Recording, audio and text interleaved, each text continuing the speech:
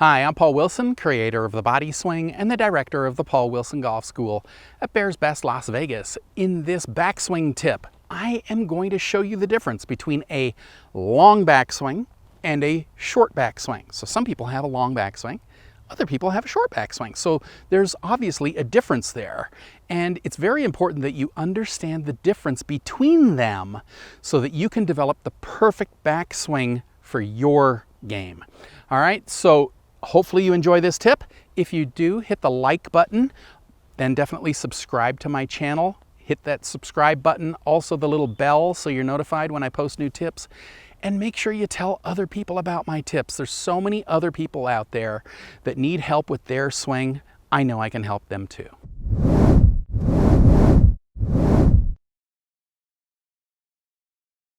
So the first backswing I'm going to talk about is taking the golf club back too far. So many people do this.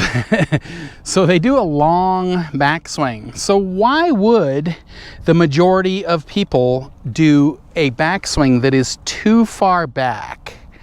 Well, if you take the golf club back too far, that gives you a feeling of power.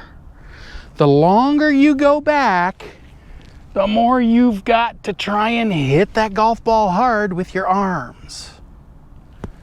All right, that is just the most common position I see. So many people. Just think back, you know, out of all the golfers you've ever seen, go over to a range, watch the majority of golfers. Don't you see that a lot of people take the golf club back too far? So there's got to be a reason for it, right?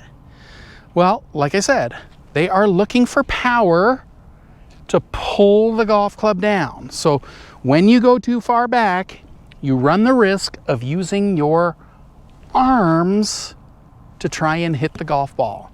So if you know anything about what I teach, I want your arms powerless. Trying to build you a powerful, effortless, pain-free golf swing. So we don't want to be doing this huge backswing. Ideally, you want to take the golf club back relative to how much you coil your shoulders. So if you coil your shoulders around 90 degrees, your club would be parallel to the ground at the top. So if you watch people when they do a real long backswing, you're going to see that they usually break down at the lead arm and the arms kind of separate from the body. So they go like this, they're getting ready, and they coming back, and then they go like this. Okay, this last little bit, break down here, and the arms are just kind of going too far back relative to how much the body coiled. So like I said, you want everything in sync. If you're coiling your shoulders to 90, driver is going to be parallel to the ground. Now, as your clubs get shorter, they would go a little bit shorter back, because the longer club creates more momentum, which would get it to go to around parallel. All right, so also when you go to hit with your arms, what you're going to end up doing there is you're going to end up sending the golf club over the top. You're also going to lock your wrists, probably manipulate the club face. All right, so you're going to go like this, and you're going to go, okay, way back like this, and then you're going to start to send it over the top like this, over the top. This is now locked, face is open.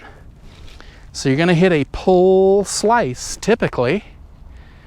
So that's why we don't want to be going too far back. Too far back, you get your arms too activated in your swing. All right, now let's compare that to a golf swing that is too short. Too short, well, I call the swing that is too short a young person's swing. You ever seen John Rahm on TV? He's got a little short backswing, but he's like 6'2", 6'4", and he's like early 20s. So he can make that swing work. When I go to demonstrate a swing that is too short, I have to put every ounce of energy I've got into it to hit the ball as far as a swing that is around parallel. And my body definitely feels it after I've demonstrated a swing that's too short. So I really have to drive hard. I gotta basically drive 100% to hit the ball the same distance as if I swung 80% with a little longer backswing. All right, because think about it. You gotta hit it somehow, right? So if you only went like this to about right here, you don't even have enough time to generate speed with your arms. You wouldn't hit it anywhere with your arms. So if your swing is too short, you're driving the body real hard.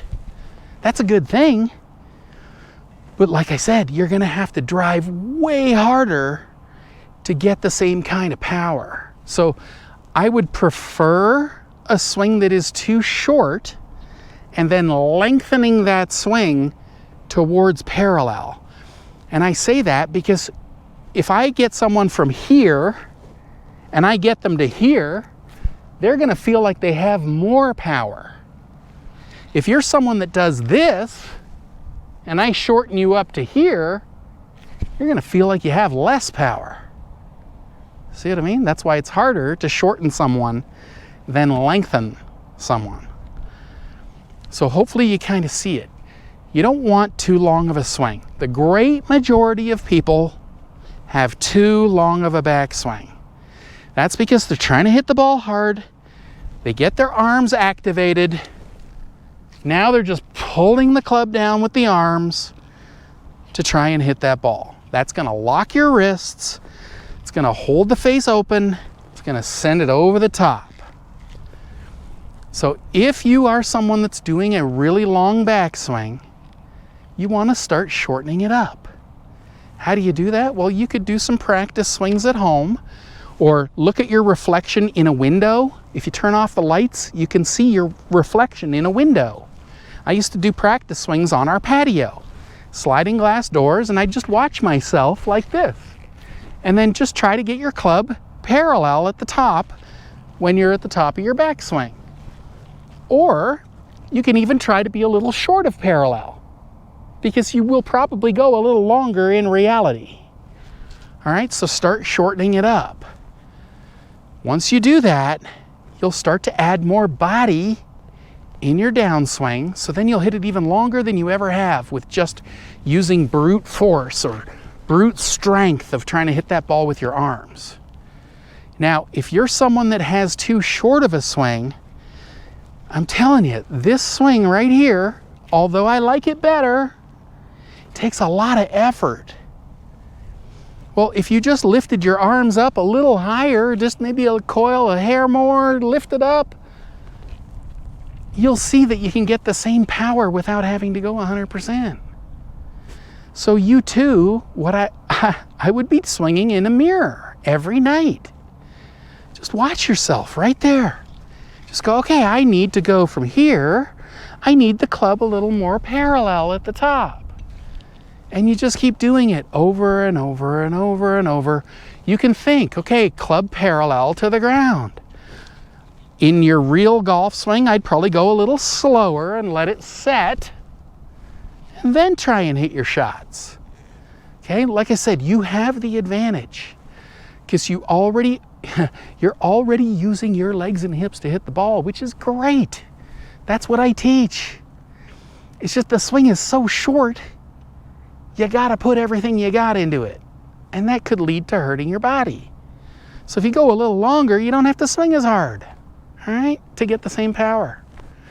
All right, so hopefully you understand the difference between a long swing and a short swing.